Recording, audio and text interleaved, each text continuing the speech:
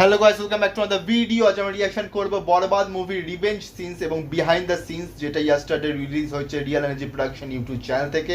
এবং এখানে ডেসক্রিপশন লেখা আছে behind the scenes of Borbaad intense revenge scene, every emotion, every movie crafted with precision and power.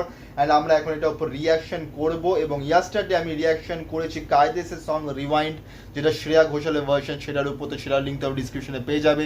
এই ভিডিওটা পরে গিয়ে সেটাও দেখো এবং এই ভিডিওটাকে লাইক করো, কমেন্ট করো, শেয়ার করো, চ্যানেলটিকে সাবস্ক্রাইব করো, বেল আইকন অন করো যাতে নতুন ভিডিও নোটিফিকেশন তোমরা সবার আগে পেয়ে যাও। তো রাইট সাইডে দেখানো হচ্ছে বিহাইন্ড দ্য সিন, লেফট সাইডে দেখানো হচ্ছে যেটা অ্যাকচুয়াল মুভির ক্লিপ।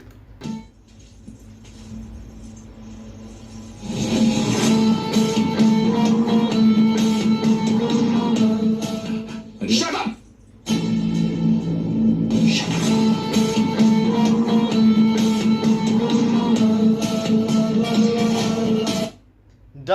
ডান রিভেঞ্জ সিন।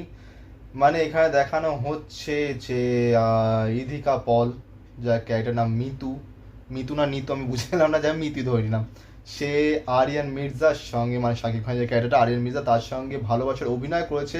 কারণ শাকিব খান এবং তার ফাদারের জন্য ইদিকা পলের পুরো পরিবার ধ্বংস হয়ে গেছে মিতুর, এবং তার ফলে সে সেটাকে রিভেঞ্জ নেওয়ার জন্য, কারণ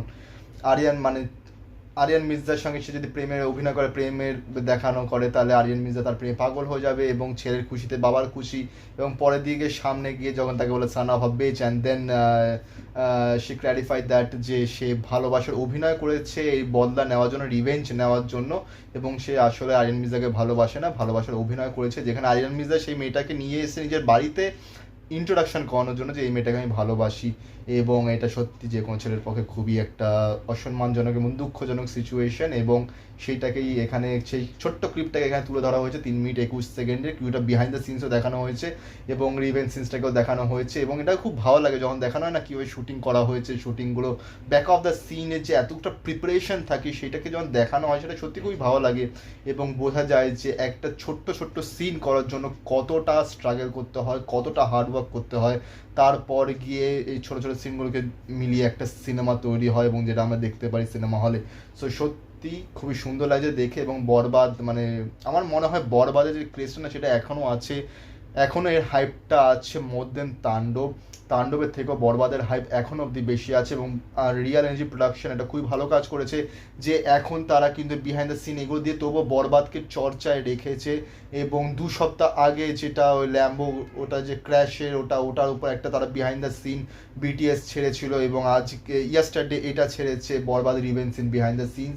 এবং এবার তারা প্রমোশন করে যাচ্ছে ক্রমাগত, তারা কিন্তু স্টপ করছে না, তারা প্রমোশন করে যাচ্ছে। এবং বরবাদ অবভিয়াসলি 100 কোটি হতে পারতো, কিন্তু just cause of piracy and all this kind of stuff, that's why Borbaad 100 কোটি কমপ্লিট করতে পারিনি। বাট যাই হোক না কেন, বরবাদ এমনিতে খুব ভালো হয়েছে। এবং তাণ্ডবেরও খুব ভালো হয়েছে, কিন্তু তাণ্ডবের প্রমোশনটা কোথাও না কোথাও কিন্তু আমার মনে হয় খামতি হয়ে গেছে। প্রমোশনটা তারা কোথাও না কোথাও ঢিমে তারা দিয়ে দিয়েছে, যেটা বরবাদের প্রোডাকশন কিন্তু করেনি। তো যাই হোক না কেন, এটা তো আমি দেখলাম, তোমরাও দেখলে, তোমাদের কেমন লাগলো সেটা নিশ্চয়ই জানিও। এবং এই ভিডিওটাকে লাইক করো, কমেন্ট করো, শেয়ার করো, চ্যানেলটিকে সাবস্ক্রাইব করো, বেল আইকন অন করো যাতে নতুন ভিডিও নোটিফিকেশন তোমরা সবার আগে পেয়ে যাও। তো দেখা হচ্ছে পরের ভিডিওতে। Thank you so much.